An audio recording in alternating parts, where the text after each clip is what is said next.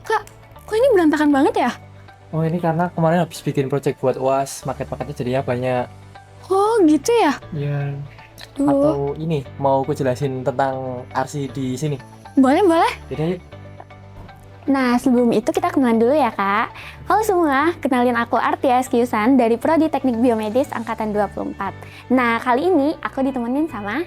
Halo, aku Zanzan Savana dari Arsitektur Angkatan 23 di sini sebagai ketua dari KMTA itu sendiri. Nah, aku jadi penasaran deh, Kak. Kira-kira fasilitas apa aja sih yang ada di Departemen Arsitektur dan Perencanaan ini?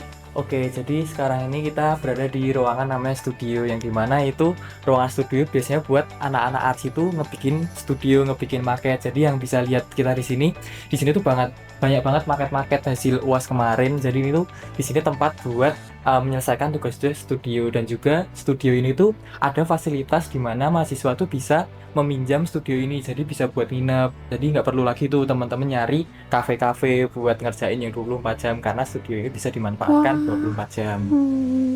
Nah, selain studio, ada fasilitas apa aja sih, Kak?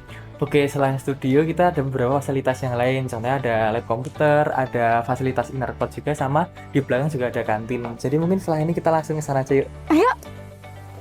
Oke, jadi kita sekarang udah masuk ke fasilitas yang kedua. Yang di kanan kita ini sekarang ada namanya ruang lab komputer.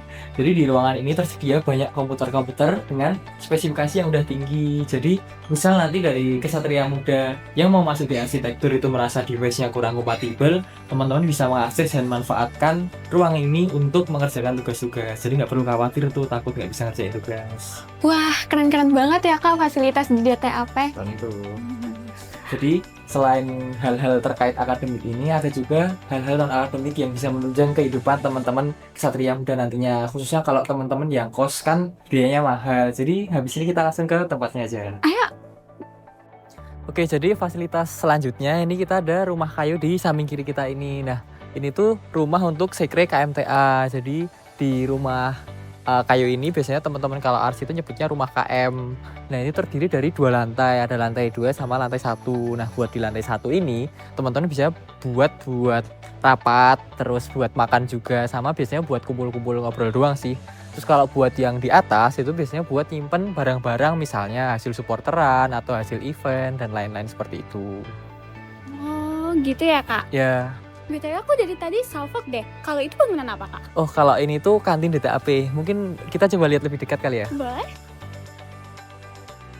Oke, jadi di sini tuh kantin DTAP, yang dimana biasanya teman-teman RC dan juga PWK itu makan siang atau sarapan. Nah, jadi buat teman-teman yang ngekos atau teman-teman yang rantau itu sebenarnya nggak perlu khawatir kalau masalah makan, karena makanan-makanan di kantin DTAP ini tuh udah murah-murah semua. Jadi nggak perlu khawatir pengeluarannya tuh gede bulan ini.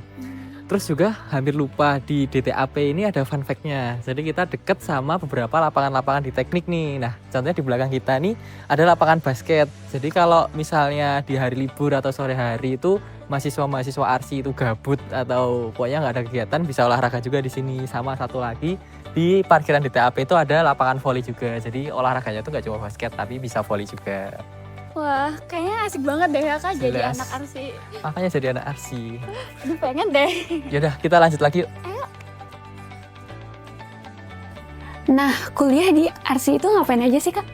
Oke, kuliah di RC itu mungkin umum ya, kayak teman-teman di luar univ ini yang kuliah di RC. Jadi kita yang paling utama itu setiap semester ada mata kuliah namanya studio, yang dimana kita harus menggunakan ide-ide kreatif kita untuk memberikan output yang maksimal di akhir semesternya. Dan itu juga ada tingkatannya. Kalau misal kita di semester 1 itu kebanyakan kita masih ngerjainnya tuh manual, jadi masih gambar tangan, pakai penggaris. Terus semester 2 itu kita udah mulai kenal sama software-software tuh, yang gimana kita bisa bikin 3D bangunan. Terus di semester lanjutan kayak 3, 4, 5, nah itu kita udah mulai digitalisasi pakai laptop, pakai software-software yang lain. Nah, terus juga selain mata kuliah studio, kita juga ada beberapa mata kuliah lainnya. Contohnya kita ada mata kuliah struktur, terus kita juga ada analisis kegiatan sosialnya. Jadi mungkin orang-orang bilang ada sedikit menyinggung sosum juga, karena kita juga memperhatikan masyarakat luas. Iya, menarik banget ya, Kak, kayaknya jadi anak arsitektur. Ya. Nah, aku jadi penasaran deh, mitos yang sebenarnya tuh nggak bener gitu loh tentang anak arsi. Oke, mitos ya. Mungkin yang paling umum dulu itu harus jago gambar kan.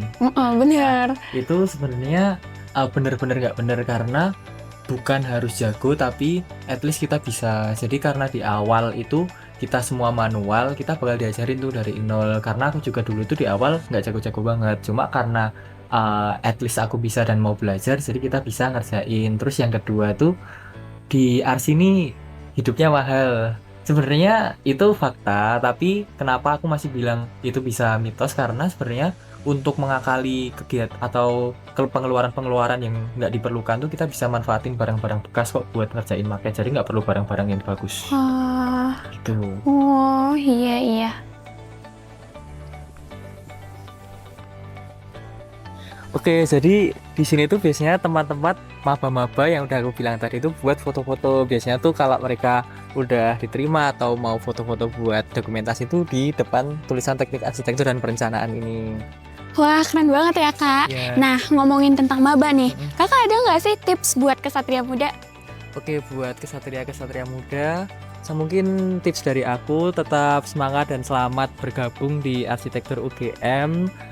Mungkin saran dari aku, teman-teman semua dijaga konsistensinya dari awal hingga akhir nanti sampai teman-teman semua dapat gelar SARS. Wah, pasti berguna banget nih kak tipsnya. Nah, selain itu kakak ada harapan nggak sih buat Kesatria 2025? Untuk teman-teman kesatria muda, semoga teman-teman semua dapat beradaptasi dengan baik, dapat menerima kegiatan-kegiatan atau apapun yang ada di teknik UGM ini, hingga teman-teman semua bisa dapat teman-teman baru dan juga dapat pengalaman-pengalaman yang baru juga pastinya. Oh iya, di KMCA itu ada jargonnya nggak sih kak? Ada di KMCA itu biasanya kalau kita nyebut Wiswakarman, nanti jawabnya juara dengan mengepalkan tangan kanan. Mau kita coba aja, Po? Boleh nih. Oke, nanti kalau aku bilang Wiswakarman, kita bilang juara pakai kepalan tangan kanan ya. Siap. 1, 2, 3. Wiswakarman Juara.